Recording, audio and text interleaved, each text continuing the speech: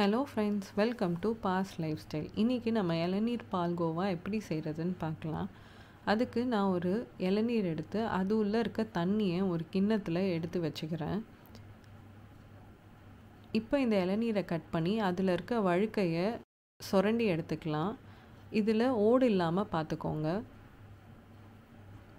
இப்போது கால் மூடி தேங்காவை நோண்டி அதை சின்ன சின்ன பீசஸாக கட் பண்ணிக்கோங்க. இந்த கட் பண்ண பீசஸை ஒரு மிக்ஸி ஜாரில் போட்டு பல்ஸ் மோடில் கிரைண்ட் பண்ணி எடுத்துக்கோங்க. இந்த அரைச்ச தேங்காய் கூட கொஞ்சம் இளநீர் தண்ணி விட்டு அதை நல்லா ஃபைன் பேஸ்ட்டாக அரைச்சி எடுத்துக்கோங்க. இந்த மாதிரி அரைச்ச பிறகு இதில் கொஞ்சமாக தேங்காய் தண்ணி ஊற்றி அதை நல்லா திப்பி இல்லாமல் வடிகட்டி எடுத்துக்கோங்க. நிறைய தேங்காய் தண்ணி ஊற்றிடாதீங்க. தேங்காய் பால் நமக்கு கொஞ்சம் திக்காக தான் வேணும்.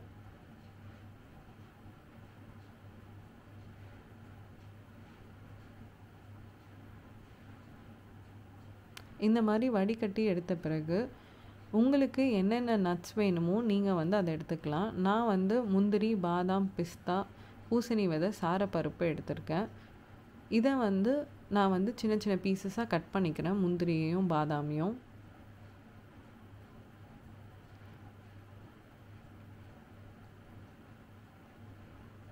இப்போது ஒரு கடாயில் ஒரு ஸ்பூன் நெய் விட்டு அது நல்லா காஞ்ச பிறகு நம்ம கட் பண்ணி வச்ச முந்திரி, பாதாமை அதில் போட்டு வறுத்துக்கோங்க. இது நல்லா கோல்டன் ப்ரௌனாக வரணும். கொஞ்சம் இது வறுபட்ட பிறகு இது கூட நம்ம எடுத்து வச்ச பூசணி விதையை போட்டுக்கோங்க. ஏன்னா பூசணி விதை சீக்கிரம் வறுபட்டுரும். ஸோ நீங்கள் பாதி இது முந்திரி, பாதாம் பாதி வறுந்த பிறகு நீங்கள் அதை போட்டுக்கலாம். இப்போ இதை தனியாக எடுத்து வச்சுக்கோங்க. இப்போ அதே கடாயில் 2 டம்ளர் காசின பாலை நீங்கள் எடுத்துக்கோங்க. நான் காசி ஆல்ரெடி ஆற வச்ச பாலை எடுத்துக்கிறேன். இது கூட 1 டம்ளர் இளநீர் ஊற்றிக்கோங்க.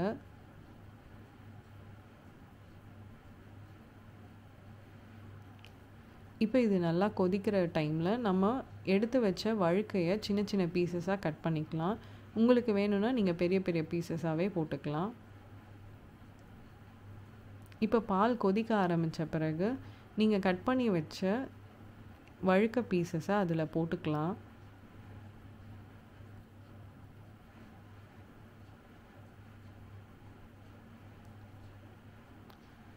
இது கூட நம்ம 2 ஸ்பூன் கண்டன்ஸ் மில்க் ஊற்றிக்கலாம். உங்களுக்கு இது வேண்டான்னா நீங்கள் ஸ்கிப் பண்ணிக்கலாம்.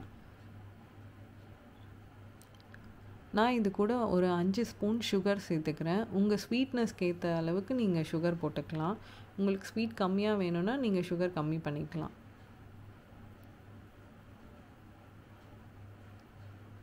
இது கூட ஒரு அரை ஸ்பூன் ஏலக்காய் பொடி சேர்த்துக்கோங்க. இப்போது இதை நல்லா மிக்ஸ் பண்ணி விட்டுக்கோங்க. நீங்கள் அடுப்பை ஹையில் வச்சுக்கோங்க. ஹையில் வச்சுட்டு நீங்கள் நல்லா கிளறி விட்டுக்கலாம். இப்போ இது கூட நம்ம ஆல்ரெடி எடுத்து வச்ச தேங்காய் பாலை சேர்த்துக்கோங்க. இது நல்லா சுண்டி வரணும். இது சுண்ட எப்படியும் ஒரு 25 to 30 மினிட்ஸ் எடுத்துக்கும். ஸோ நீங்கள் நடுவில் மிக்ஸ் பண்ணி விட்டுக்கலாம். இப்போ இது பாதி அளவுக்கு சுண்டி இருக்குது. இந்த அளவுக்கு சுண்டிடுச்சுன்னா ஓரளவுக்கு தண்ணி அதில் இல்லைன்னு அர்த்தம். தண்ணியே இல்லாமல் சுண்டின பிறகு நம்ம நல்லா மிக்ஸ் பண்ணிவிட்டு இது கூட நம்ம ஆல்ரெடி வறுத்து வச்ச நட்ஸை இதில் போட்டுக்கணும். இப்போ இந்த நட்ஸ் போட்டுட்டு நல்லா மிக்ஸ் பண்ணிக்கோங்க. இளநீர் பால்கோவா ரெடி ஆகிடுச்சு. இப்போ இதை நம்ம சர்வ் பண்ணிக்கலாம். இது ஒரு சிம்பிளான ரெசிபி. இதை நீங்கள் ஈஸியாக வீட்டிலே செஞ்சு பார்க்கலாம். ரொம்ப டேஸ்ட்டாகவும் இருக்கும். இந்த ரெசிபி பிடிச்சிருந்தா லைக் பண்ணுங்கள், ஷேர் பண்ணுங்கள், சப்ஸ்கிரைப் பண்ணுங்கள்.